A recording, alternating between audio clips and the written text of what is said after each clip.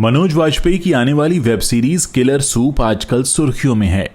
ये series OTT platform Netflix पर 11 जनवरी को रिलीज होगी। इस वेब सीरीज के प्रमोशन के दौरान मनोज वाजपेयी ने अपने गुस्से के बारे में भी बात की।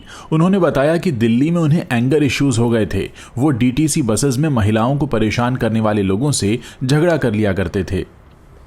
मनोज ने कहा कि मैं मुंबई जाने से पहले दिल्ली में रहता था। उस समय मेरा गुस्सा बेकाबू था। डीटीसी बसों में अक्सर मेरे झगड़े हो जाते थे। डीटीसी बसों में मुझे बहुत गुस्सा आता था। जब भी मैं देखता था कि कोई किसी महिला के साथ गलत हरकत कर रहा है और अगर महिला विरोध कर रही है तो मैं सच में उस आदमी की पिटाई तक कर देता था। दिल्ली में मेरे ज्यादातर झगड़े इसी वजह से हुए हैं। हालांकि मुझे इस बात पर कोई पछतावा नहीं है।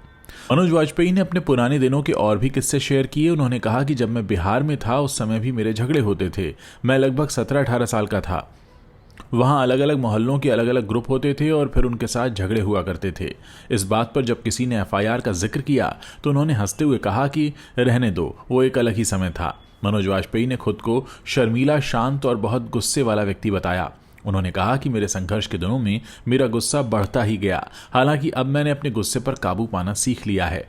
दरअसल मैं बहुत पहले ही समझ गया था कि यह गुस्सा मेरे लिए सही नहीं है और इससे मुझे ही नुकसान हो रहा है। मनोज वाजपेयी तकरीबन 20 सालों से फिल्म इंडस्ट्री में काम कर रहे हैं। उन्होंने पिंजर, शूल, सत्या, गैंग्स ऑफ वासेपुर और ऐसी कई सुपरहिट फिल्मों में काम किया है और दर्शकों का दिल भी जीता है। ओटीटी प्लेटफॉर्म पर भी मनोज वाजपेयी ने द फैमिली मैन से कमाल की परफॉर्मेंस में